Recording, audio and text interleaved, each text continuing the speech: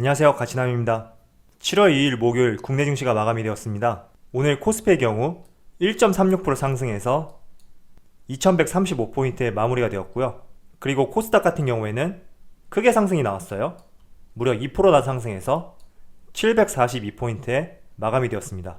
오늘 코스피와 코스닥이 모두 큰 상승이 나올 수 있었던 이유는 6월 미국 경제지표가 굉장히 호전적으로 나왔죠. 그로 인해서 나스닥 지수와 다우지수 모두 좋은 반응을 보였고, 그래서 나스닥 같은 경우에는 종가 기준으로 다시 신고가를 갱신했죠. 1154포인트에 마무리가 되었습니다. 이렇게 코로나가 지속적으로 확산되고 있고 2차 대유행으로 번질 수 있는 이런 우려 속에서도 경제지표 호조라든지 경기부양정책, 그리고 유동성 자금, 이런 것들로 인해서 주가를 지속적으로 떠받치고 있는 것이 아닌가, 이런 생각이 듭니다. 자, 그런데 삼성전자 같은 경우에는 비교적 큰 상승이 나오지 않았어요. 코스피 지수가 비교적 상승이 나왔지만 삼성전자는 반대로 지속적인 하향세를 보이다가 동시호가에 소폭 상승이 되었죠. 그래서 52,900원에 마무리가 되었다, 이런 말씀을 전해드리고, 삼성전자가 이렇게 지지부진할 동안 오늘은 언택트와 관련된 종목들이 굉장히 강했죠. 카카오 주가 흐름을 한번 살펴보면 오늘 6% 가까운 상승이 나왔어요. 그래서 종가 기준으로 다시 신고가를 갱신했고, 카카오뿐만 아니라 네이버도 3% 가까운 큰 상승이 나오면서 27만 7천원에 마무리가 되었습니다. 그래서 이런 언택트 관련주 카카오와 네이버는 좋은 반응이 나왔는데, 반도체 관련주인 삼성전자는 지지부진한 흐름이 나왔죠. 그래서 이 부분 때문에 오늘 아쉬움이 많은 하루가 되지 않았을까, 이런 생각을 다시 해봅니다. 그래도 항상 말씀드렸지만 내가 매수한 종목이 관심을 받을 수 있는 그날까지 인내하셔야 됩니다. 자, 이어서 오늘 영상은 제가 세 가지 주제를 한번 이야기를 해볼게요. 첫 번째는 지난 6월부터 증시가 지속적으로 상승하지 않고 횡보를 한다던가 조정을 보이는 구간이 나오고 있죠. 그래서 이 부분에 대한 저의 생각과, 두 번째는 오늘 SK바이오팜이 상장을 했어요. 그래서 이 종목에 대한 저의 생각, 마지막으로는 중국 소비 제조와 관련해서 간단하게 말씀을 드리도록 하겠습니다. 자, 먼저 첫 번째로 지금 우리나라뿐만 아니라 모든 세계 증시가 증시의 상승을 방해할 수 있는 요소와 증시의 상승을 부추기는 요소, 이렇게 두 가지로 나뉘어서 대립을 하고 있다고 생각을 하고 있거든요. 우선 증시의 상승을 방해하는 요소는 바로 코로나죠. 얼마 전까지만 하더라도 미국의 신규 코로나 확진자 수가 4만 명을 넘어서면서 앞으로 전망이 굉장히 어두워질 수 있다, 이런 기사들이 쏟아졌어요. 그런데 어제 같은 경우에는 다시 최고치를 경신을 했죠. 무려 5만 명이 넘었다, 이렇게 발표가 되었습니다. 그래서 이런 부분 때문에 증시가 상승하는 것이 제한적일 수 있다, 이렇게 생각을 할 수 있고, 또 한 가지 요소는 미중 갈등이죠. 트럼프의 미국 재선을 위해 중국 때리기를 지속적으로 하고 있었는데 최근에는 홍콩 보안법이라든지 이런 문제들로 인해서 더 심화가 되었죠. 그래서 이러한 부분이 우리나라뿐만 아니라 세계 증시의 상승을 방해하는 요소가 될 수 있고, 반면에 세계 증시와 국내 증시를 상승시킬 수 있는 요소들도 존재를 하죠. 첫 번째로는 여러분들도 잘 아시겠지만 유동성 자금, 각국 정부에서 경기 부양 정책으로 유동성 자금을 시장에 많이 풀고 있잖아요. 이런 유동성 자금의 가장 큰 힘은 지수를 떠받친다는 거죠. 자, 코스피 종합주가지수 차트를 보시면 지난번에 국내 증시가 크게 하락을 했지만 바로 다음날 이렇게 큰 상승이 나왔어요. 그리고 최근 들어서도 증시가 조금 하락하는 모습이 나오고 있는데 다시 요 며칠 동안 상승이 나오면서 2100선을 돌파를 하였죠. 이러한 모습들은 어떻게 보면 증시가 하락할 때마다 유동성 장세의 힘으로 증시를 떠받치고 있다, 이렇게 생각하고 있습니다.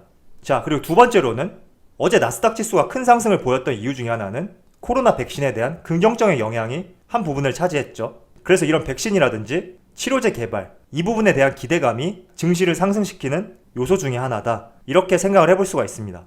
자, 그리고 마지막으로 한 가지 더 말씀을 드리면 어제 미국에서 발표된 경제지표가 굉장히 긍정적으로 나왔죠.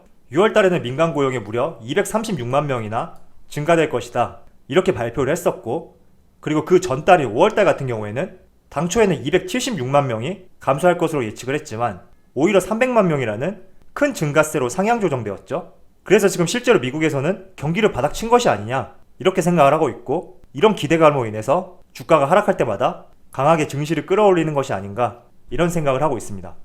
자, 이어서 기사를 하나 더 보시면 미국의 6월달 제조업 지수가 52.6점을 기록했습니다. 5월달에는 43.1점이었는데 무려 약 10점이나 높은 수치로 제조업 지수가 올라갔어요. 지금 제조업 지수가 50점을 기준으로 50점보다 아래면 경기가 축소되고 있다는 것을 의미하고, 그리고 50점 이상이면 경기 확장 국면이다. 이렇게 판단하는 하나의 지표이기 때문에 지금 미국에서 민간 고용 부분이라든지 제조업 지수의 상승, 이러한 점들을 봤을 때 미국에서 경기가 살아나고 있고, 그로 인해서 아무리 코로나 확진자 수가 증가하더라도 증시가 하락할 때마다 다시 증시를 위로 돌려 세울 수 있는 하나의 원동력이 되지 않을까, 이렇게 생각하고 있습니다. 자, 그래서 차트를 보시면 지난 3월부터 5월 말, 6월 초까지 증시가 지속적으로 상승할 수 있었던 이유는 코로나 확진자 수에 대한 부담감보다 각국 정부에서 풀어넣는 유동성 자금, 이런 재료들로 인해서 상승이 나올 수 있었다라고 생각을 하고 있습니다. 반면에 6월 이후부터는 비교적 박스권이죠. 이렇게 박스권을 형성했던 이유 중에 하나는 코로나 확진자 수의 지속적인 증가와 2차 대유행으로 인한 경기 침체에 대한 우려, 이 부분하고 미중 무역 갈등, 이런 악재가 조금 더 부각이 되었고, 반면에 유동성 자금과 미국 경제지표의 호조, 그리고 백신에 대한 기대감, 이 부분이 서로 충돌을 하고 있기 때문에 증시가 비교적 박스권을 형성하고 있는 것이 아닌가, 이렇게 생각하고 있습니다. 그래서 정리를 해서 말씀드리면 증시를 방해하는 요소죠. 코로나와 미중 갈등, 그리고 증시를 상승시키는 요소, 백신이라든지 미국 경제지표의 호조, 이어서 유동성 자금, 이러한 부분이 서로 충돌을 하고 있기 때문에 비교적 박스권이 형성이 되어 있다, 이렇게 생각을 합니다. 그렇기 때문에 여러분들이 투자를 하시기 위해서는 지금은 지수의 흐름대로 개별 종목들이 상승하는 장세가 아니기 때문에 개별 종목 위주로 종목을 선별하고 들어가야 된다, 이렇게 말씀을 드리도록 하겠습니다. 그래서 여러분들도 이 부분을 한번 생각을 해보시고요. 과연 증시가 조정을 보인다고 하더라도 이런 경제지표의 호조라든지 경기 부양 정책, 이러한 재료들로 인해서 조정이 짧아질 수도 있고, 반대로 말씀을 드리면 코로나 확진자 수라든지 미중 갈등이 심화가 되어서 조정이 길어질 수도 있고, 이렇게 나뉠 수가 있는데 이 부분은 여러분들이 직접 판단을 하셔야 되는 것이 맞지 않을까, 이렇게 생각을 해봅니다. 저도 지난주 중순까지만 하더라도 주가를 누를 수 있는 요소들이 조금 더 강하지 않을까, 이렇게 생각을 했지만 미국의 경제지표 호조, 그리고 유동성 자금의 힘, 이런 요소들을 확인했을 때 조정이 오더라도 길지가 않을 수 있겠구나, 이렇게 생각이 조금 바뀌더라고요. 그래서 여러분들도 나름대로 주가를 누를 수 있는 부분과 주가를 상승시킬 수 있는 부분, 이 부분들을 두 가지로 나눠서 생각을 해보시고 직접 판단해 보셨으면 좋겠습니다. 그리고 두 번째는 오늘 SK바이오팜이 상장을 했잖아요.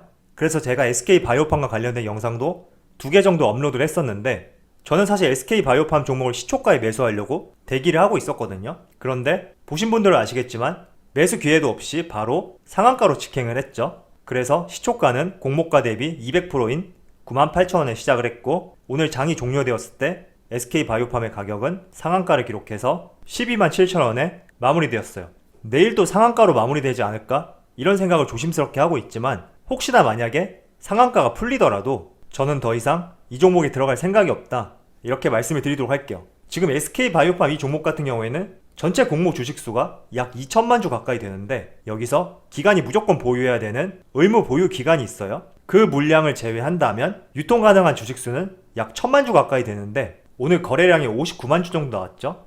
그래서 유통량의 6%밖에 불과하지 않다, 이런 말씀을 전해드리고, 6%밖에 안 되는 물량으로 시초가에 바로 상한가로 직행했다는 말은 정말 관심이 뜨겁고 어느 누구도 팔 생각이 없구나, 이런 생각을 다시 해보게 됩니다. 사실 지난 2014년에 SK바이오팜 못지않게 정말 인기가 많았던 종목이 있었죠. 지금은 삼성물산으로 거래가 되고 있는데, 그때 당시에는 제일모직으로 상장이 되었고, 그 종목도 공모가의 200%로 시초가가 설정이 되었어요. 그런데 바로 상한가에 가지 못했죠. 그래서 저는 당연히 시초가는 98,000원으로 생각을 했었고, 여기서 거래가 일부 이루어질 것이라고 생각을 했었는데, 바로 상한가로 가는 것을 보고 정말 SK바이오팜 개별 종목을 넘어서 바이오 종목에 관심이 뜨겁구나, 이런 생각을 할 수 있었습니다.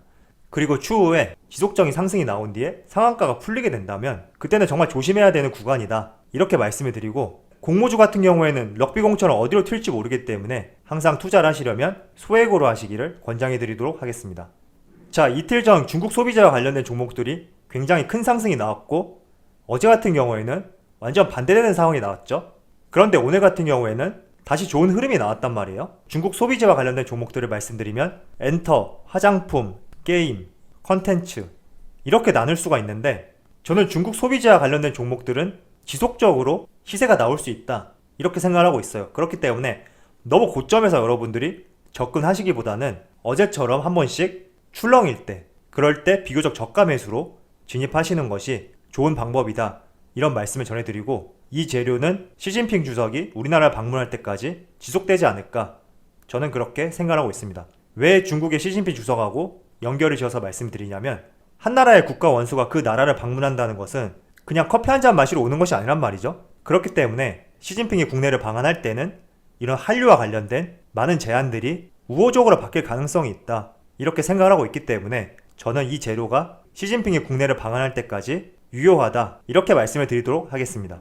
자, 확실히 삼성전자의 주가 흐름이 언택트와 관련된 종목들이 치고 달려가면 비교적 조용한 모습이 있어요. 그래서 오늘 코스피가 이렇게 1% 이상 상승이 나왔지만 삼성전자는 0.5%밖에 상승이 나오지 않았죠. 반면에 언택트와 관련된 카카오랑 네이버는 큰 상승이 나왔어요. 그래서 이 점을 봤을 때 삼성전자가 상승하기 위해서는 언택트와 관련된 종목들이 조금은 쉬어가던가 조정이 나와야 되는데, 지금 코로나 확진자 수의 증가세를 볼 때 이 부분도 쉬어 보이진 않단 말이죠. 하지만 2분기의 실적이 기대감으로 남아있고 3분기의 실적도 1, 2분기에 비해서는 더욱 긍정적으로 나올 것으로 전망을 하고 있단 말이죠. 그래서 여러분들이 너무 이 종목 저 종목 옮겨 타기보다는 비교적 지금은 조용하더라도 관심을 받을 때까지 기다리다 보면 지난 6월 초처럼 다시 큰 상승으로 이어질 수 있으니까 너무 조급해하지 말자, 다시 한번 말씀을 전해드리도록 하겠습니다.